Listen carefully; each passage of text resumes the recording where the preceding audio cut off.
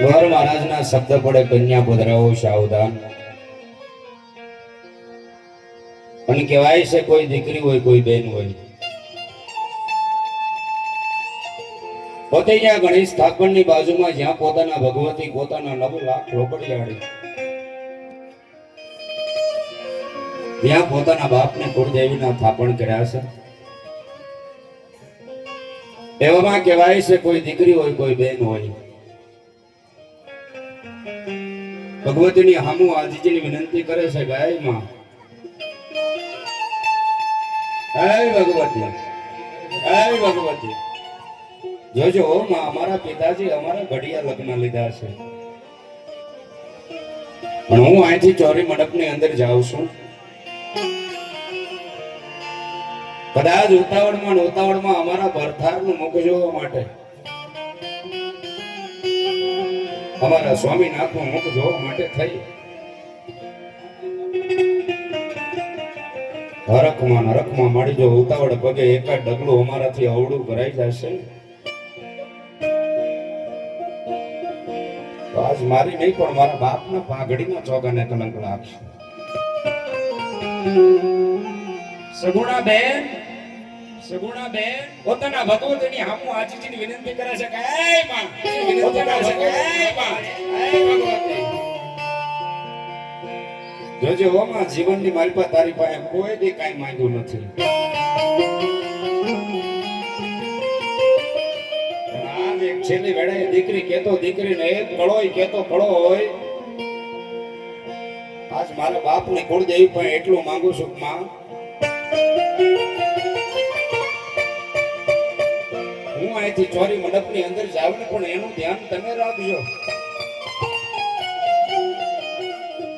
પણ દીકરી હોય બેન હોય ને એ જ બાપના પરિવાર માટે કંઈક માંગી હતી.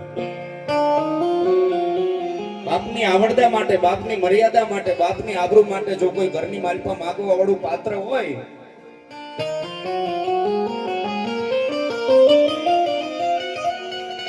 તો કવિ એમ કીધું છે ઘરની માલપા બાપ માટે માંગવા વાળું જો કોઈ પાત્ર હોય તો એ દીકરી જ માંગી શકે, બીજું કોઈ માંગી ન શકે છે. અને સગુણા બેન તેની પોતાના બાપની કુળદેવીને હામુ આજીજીની વિનંતી કરે, જોજે ઓમાં આબરૂ રાખજે, લાજ રાખજે, મર્યાદા રાખજે મારી.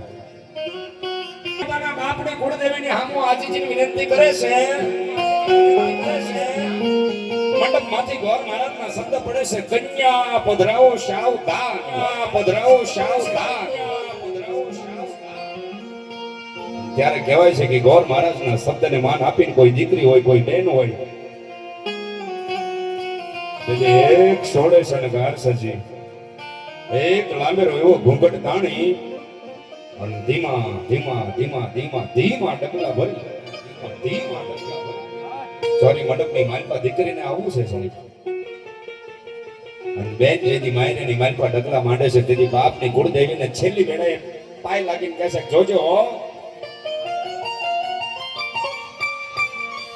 લાજ રાખજે, આજ મારા બાપની પાઘડીને કોઈના ચરણોની માલપા ઝોકવા ન દેતી. આટલું કઈ દીકરી કહી શકે, બેન કહી શકે છે.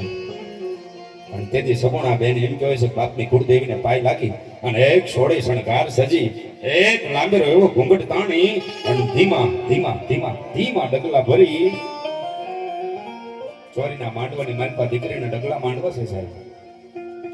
અને તેથી કોઈ કવિ લખે છે, તેથી કોઈ શાયર બોલે છે, અને તેથી કોઈ ગાવા વાળો કદાચ ગાય છે સાહેબ.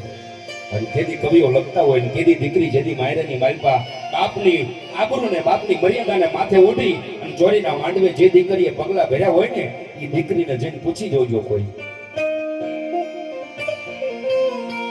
એમ કહેવાય છે કે દીકરીને એમ કહેવાય છે કે સોળે શણગારની માલપા એ બાપની મર્યાદા ભરી હોય, બાપની આબરૂ ભરી હોય અને બાપને એમ કહેવાય છે કે ડગલે ડગલે ડગલે બાપની મર્યાદા વિચારીને દીકરી હાલી હોય સાહેબ. તેથી બાપનો મલાજો રાખીને દીકરી માયરીની માલપા ડગલા માંડે છે. અને તેથી કોઈ કવિ લખે, શાયર બોલે અને તેથી કોઈ ગાવા વાળા તેથી ગાયું હોય છે, પણ એમાં હું ને ગાયું હોય છે ત્યારે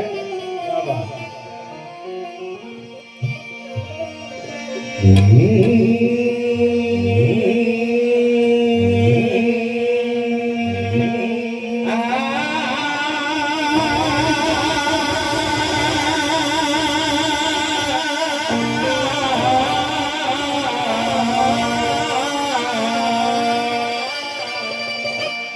એ ઘરમાંથી નિસરો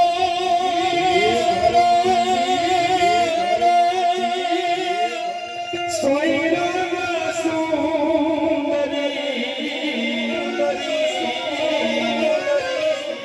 વરરાજા સુએ મારી વાટડી રે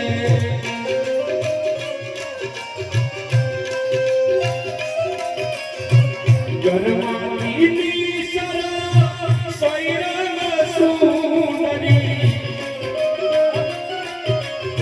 વરરાજા સુએ મારી વાટડી રે